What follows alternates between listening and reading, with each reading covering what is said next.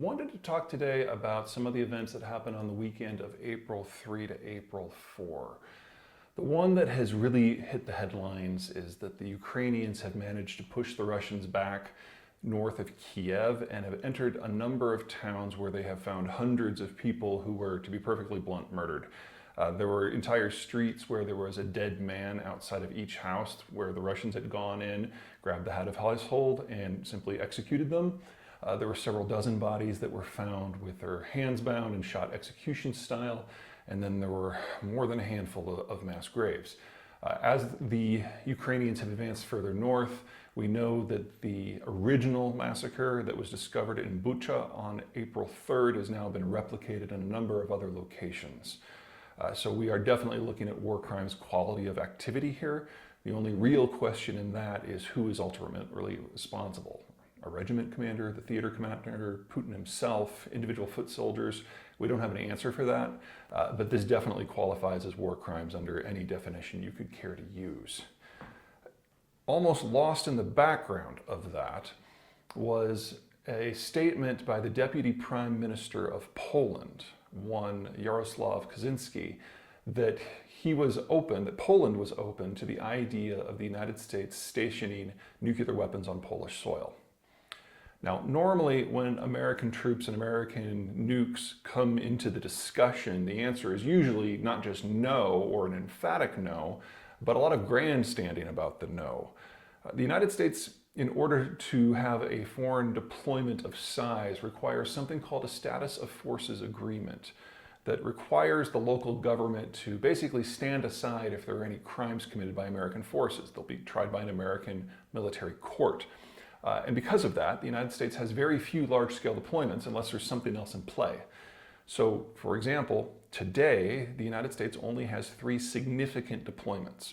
Germany and Japan, where the SOFA agreements date back to World War II, and in Korea, where they date back to the Korean War. So there are mitigating factors in all of these that have prevented the United States from having large-scale forces really anywhere else.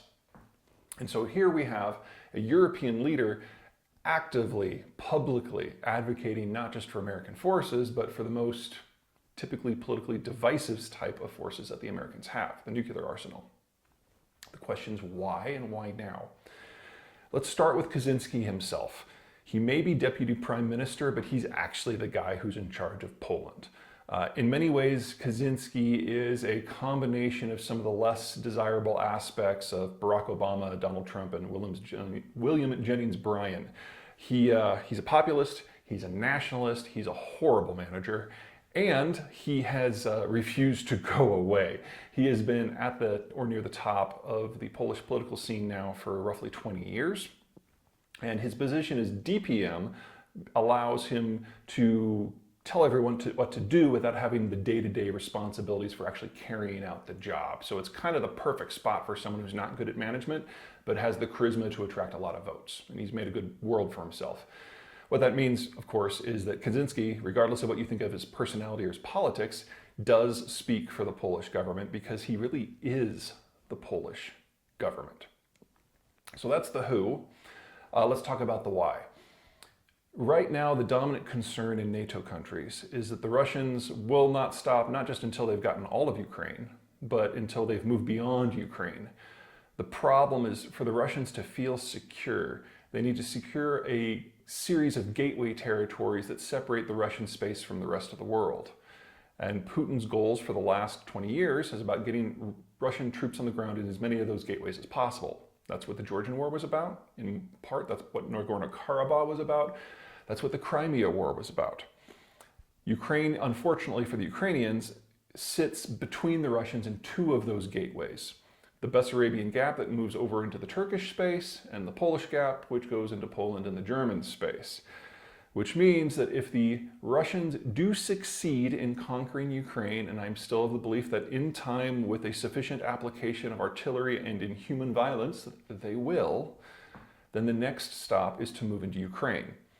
The specifics of the Polish Gap is that it's where the plain narrows.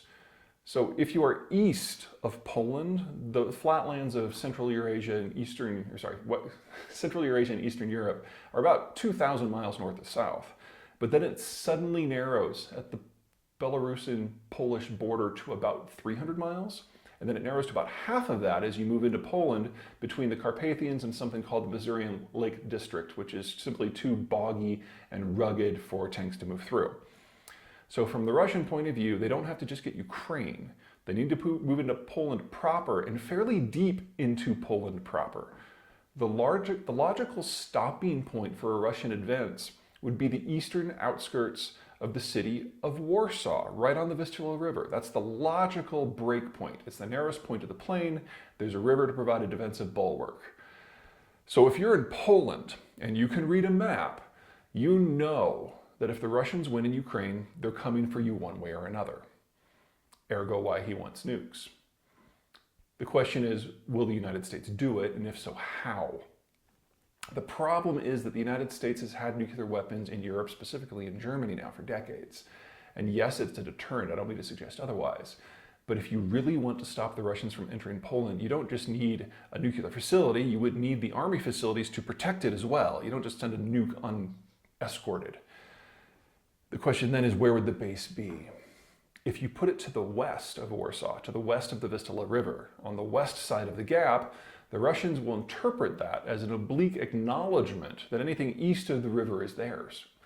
So if the goal is to stop Russia before it can move into NATO territory, you need to put the American facilities as far east in Poland as is possible, so that the Russians know that the day they cross the border, they're facing American troops directly. That, of course, puts them directly in harm's way, which is the whole point.